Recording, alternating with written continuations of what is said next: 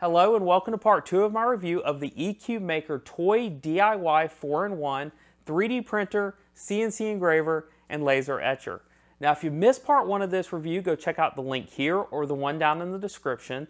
In that part of the review, I covered all the main specs of this machine. I also covered the assembly, the construction, and the electronics of the machine. And I covered one of the main functions of the machine, which is the 3D printing. And I covered test prints in both single and dual extrusion mode, so be sure to go check that out. Now in this part, I'm going to be covering the other two functions of the machine, which are CNC engraving and laser etching.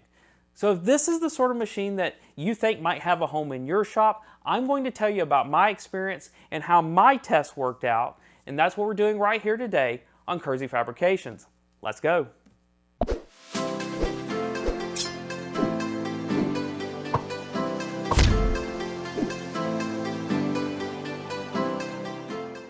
Now let's jump right into this review by talking about the CNC functionality of this machine. First of all, the specs of the CNC.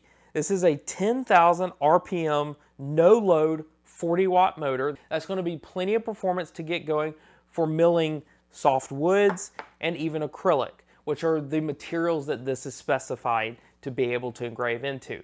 Keep in mind that this is an engraver and not a full CNC mill. It's really designed to do shallow engraving into different materials. Now it has a 1/2 millimeter radius tip and a 4 millimeter shank in case you need to replace those, or technically in case you want to try using different size tips. Now that's obviously going to need changes in your slicing software. It has a max depth of 0.4 millimeters. I found that you can adjust that just a little bit by changing your origin height when you're setting up your operation. Next up, we want to talk about the safety of the machine because that's pretty important.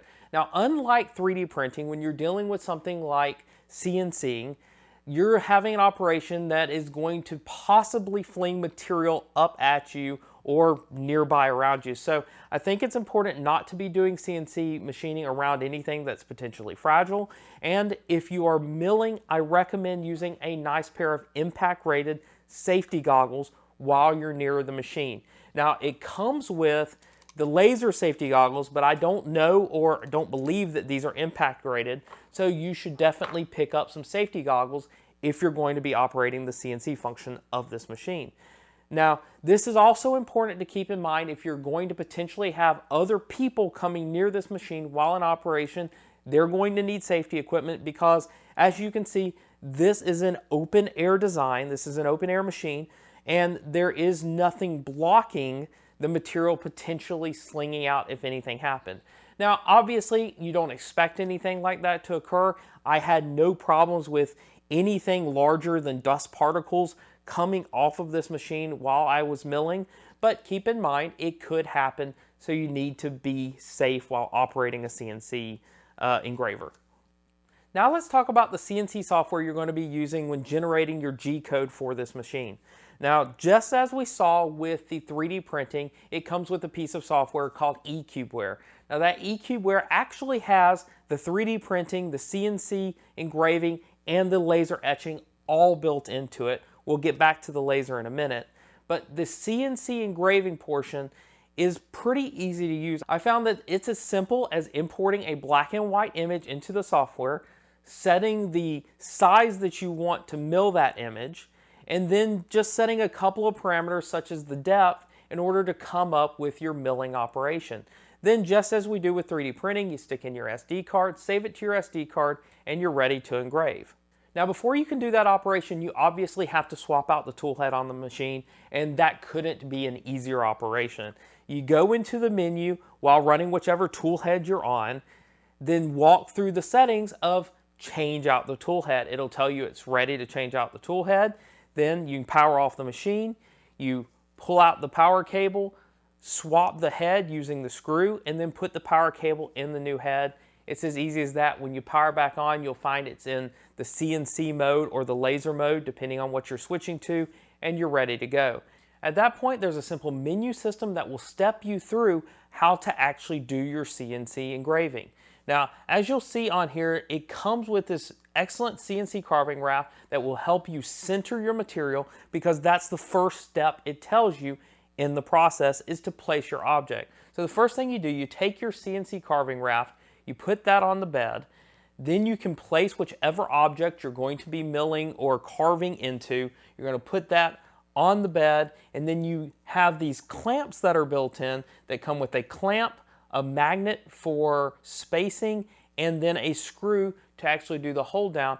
And that will make sure that your material does not move during the carving process. Step 2, it will have you move the axis, and that will have you centering the CNC mill right above the center of the part, as well as to the right height to be right on top of the part to begin your milling. Step 3 will having you set the origin in your firmware, which will tell the firmware this is where I want to start. And step 4 is print from the SD card, which has you selecting your file so that it can then begin the process of carving the object. And that's pretty much the process that I use for all of the sample carvings that I did here. So next up, let's look at some of our test carvings. As usual, I always go to the test carvings first, and just as there were with the printing, there are test carvings for the machine.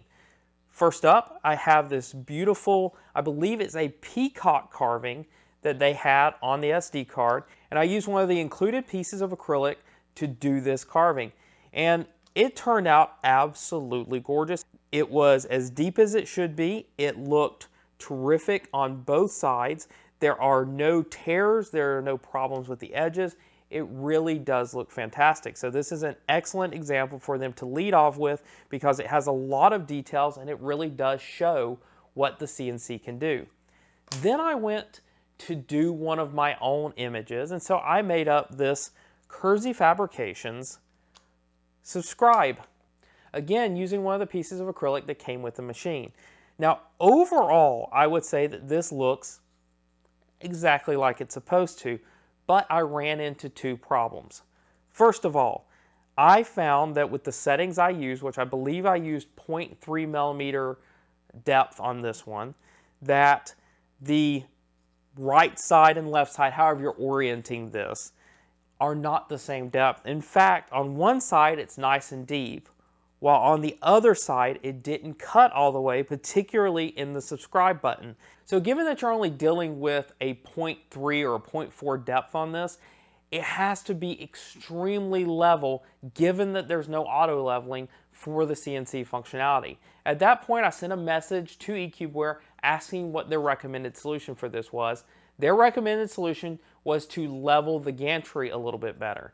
It's very, very difficult because we are talking about fractions of a millimeter. So I got out my calipers, and there are only 3 screws here on the back, maybe 4, that you have to loosen to actually perform this. But it's very tedious work because you're going to want to measure one side, measure the other side, go back and forth until you think it's level. Now, there are different methods that you could use to do this. You could level it all the way against the CNC carving raft. You could put a large known level object potentially under it and try to level it that way. I did it using my calipers, and while it took a little bit of time, I was able to fix the problem. And on my next carving, you'll see that it was fixed. Now, the second issue I had on this carving was that it didn't seem to get everything as clean as I found the original one to be. Now, what I mean is that on the eye of subscribe and on a couple of places around the Kersey Fabrication circle, I have little nicks in the carving. I was wondering at some point if this was actually material being, splintered off, or if this was actually carving errors. I did find it to be carving errors, and I believe what's going on is that the bit is coming in too shallow and it nicks the carving as it comes in. It nicks the places you don't want it to carve. Now, there may be some fixes for this. I could start the bit a little bit higher so that it hopefully won't hit it. I was able to not fix that though. I did play a little bit with my settings as I tried a second one. Now, this is my own material, so it may look a little bit different than the one that I used from them because they only included 2 sample pieces. But on this one, I was able to show that my leveling was fixed. I did have terrific coverage on both the left and the right by leveling the gantry. but I still, even though this is a reslice, I still get those miscuts on here as it comes in too shallow.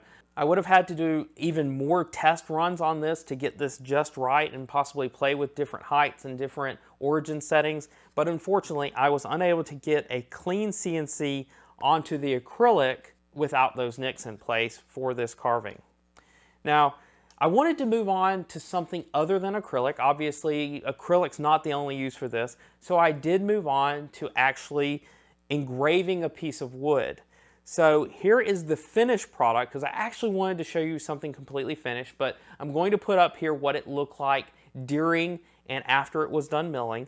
So for this one, I went for a complete relief with only a little bit still up. And I was going for kind of a coaster design here.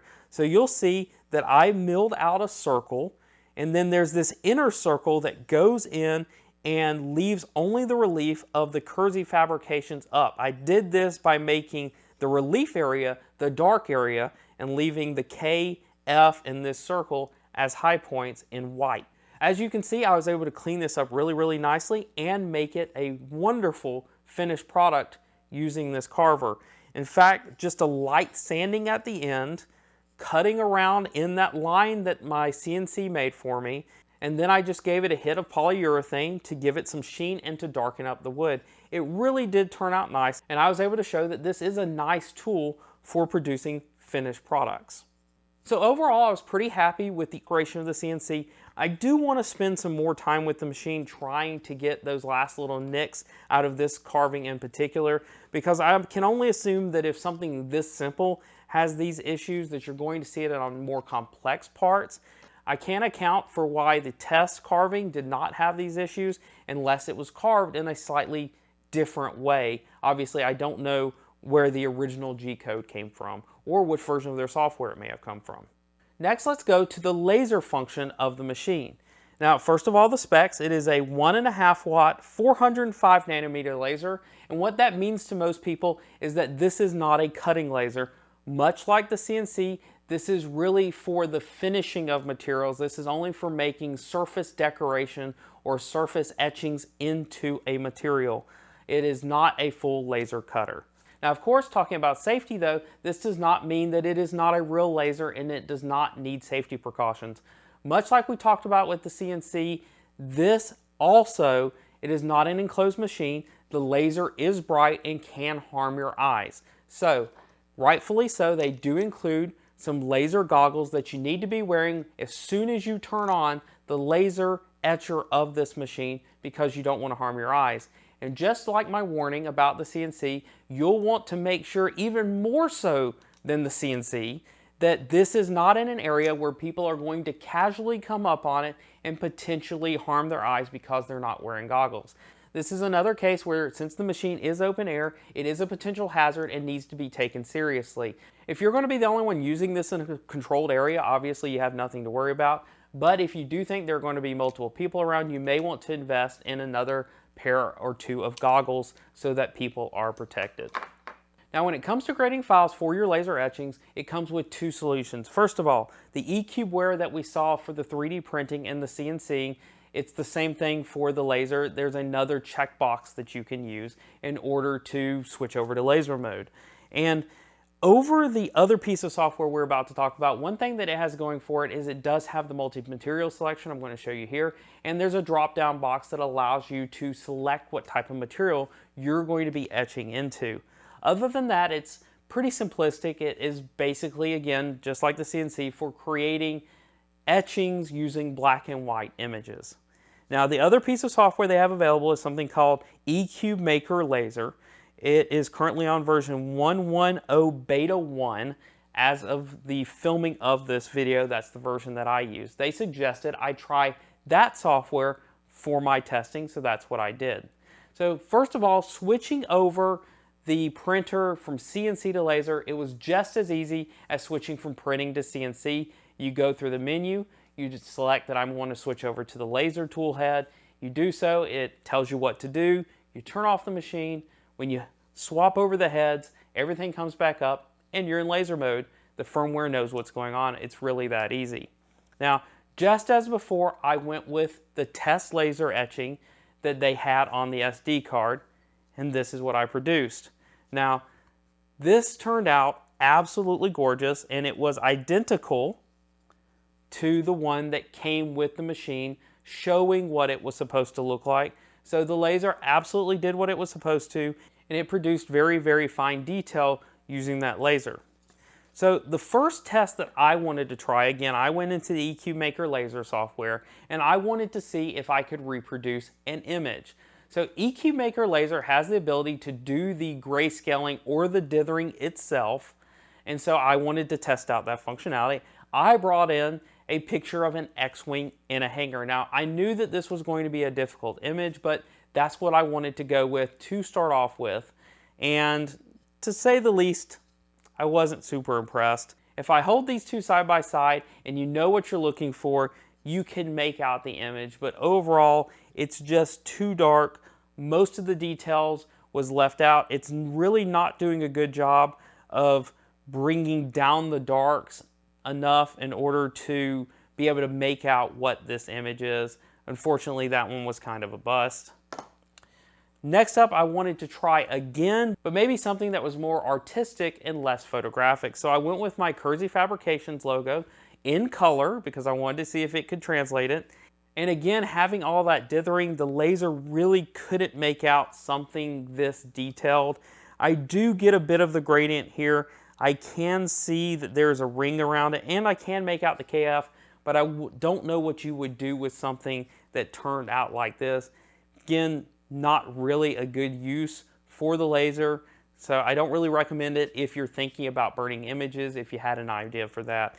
Now, the software may be able to do it with enough tweaking, but I didn't find that the default settings, and even playing with them a little bit, produce any better image. I do have a couple of test prints that I ran that I stopped early that I'm not showing you, but they were all producing very similar results. So next up, though, I went with something that was a little bit more well-suited to the laser etching process, something that I thought you might be able to do in a project. So much like I did with the coaster that I made, I went for a full project sort of design. And so I took that Kersey Fabrications, same design that I did before with the CNC, and I tried to etch that into a piece of wood. And again, this turned out gorgeous. This is exactly what you'd want it to look like. It looks trophy quality. I used a nice piece of dark wood here, sanded it down, etched it into the front of the wood, and then again put that clear lacquer on top of it, and it really brought out the dark laser etching against the dark wood, and it's something that I'm very proud of. It looks very good. Went in, rounded my edges. Again, nice finished piece. Another good example of a project that you might want to do with this machine, as opposed to some of the other things that I tried that didn't really work out that well. Now, the last thing I tried to do, I went back to the EcubWare where it has different profiles for different materials. And one thing that that piece of software says it should be able to etch is acrylic. Well, I knew for a fact that it wouldn't be able to do transparent acrylic because the laser is going to go right through it. So I went with something that was semi-translucent, something that was almost totally opaque in this frosted acrylic. And so I tried to etch into this. I went with the settings. I went with a very simple design that I thought it might be able to etch into here. Unfortunately, though, it diffused right into this. It would not etch anything. This is still as clean and as untouched as before I started. So I don't know what kind of acrylic you'd have to use. I'm guessing it might work with something totally opaque, but I do not have any material like that in order to test. But given the nature of a laser that's only 1.5 watts and running at the 405 nanometer range, if it's at all translucent, I think it's just going to diffuse out and it's not actually going to do any engraving or cutting like I mentioned. Overall, what are my thoughts about the laser? So the laser, again, if you know how to use the tool correctly, if you use it much like you use the CNC to simply etch in a design into a piece of wood, piece of cardboard, something that's relatively easy to burn, you're going to get very good results. Again, I think both the CNC and the laser are particularly going to be good for anyone into woodworking.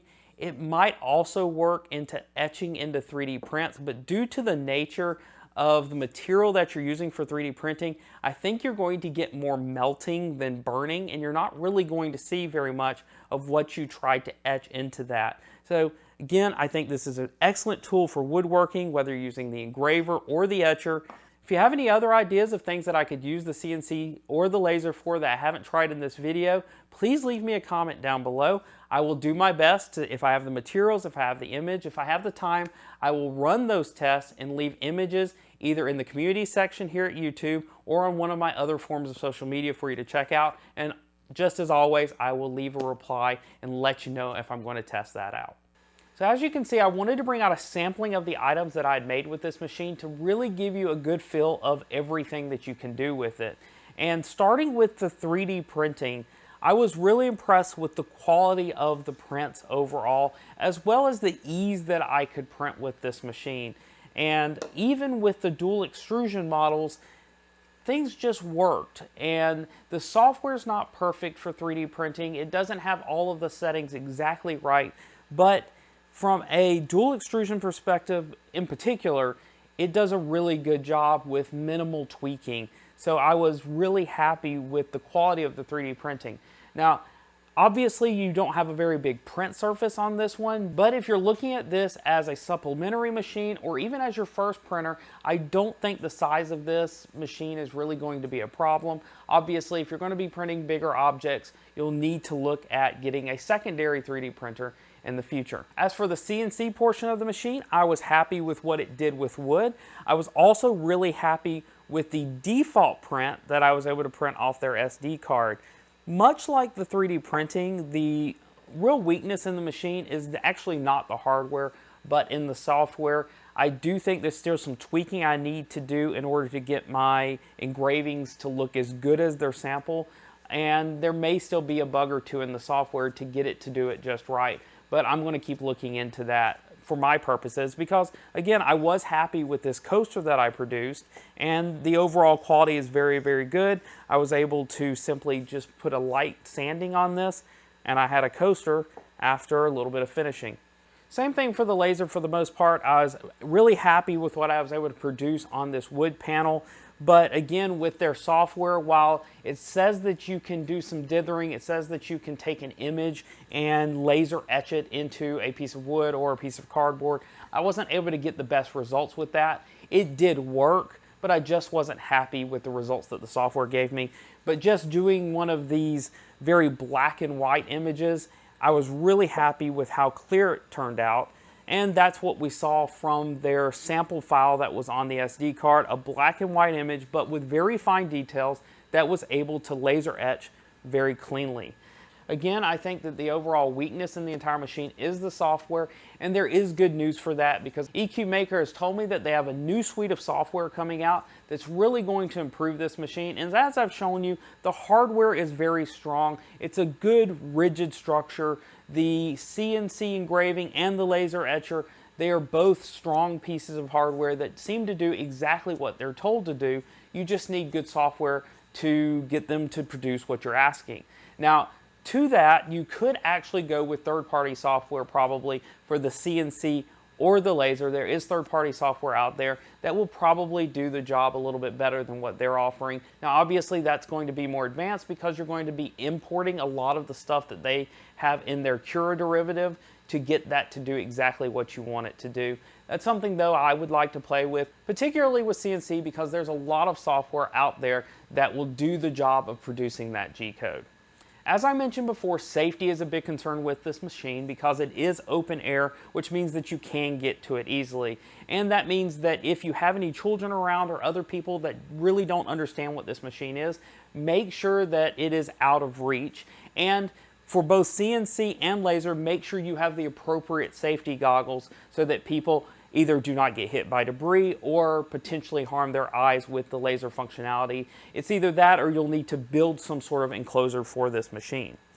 Now, as for value, this machine, whether buying in the US or buying internationally, is under $600, and that gets you 3 machines in one in a very small footprint, and that is not a cheap machine, meaning that it is well built. And I think that the price is really justified for this machine because you're really not going to get 3 machines built this well for that same price. So I think it's priced well. It's a good value.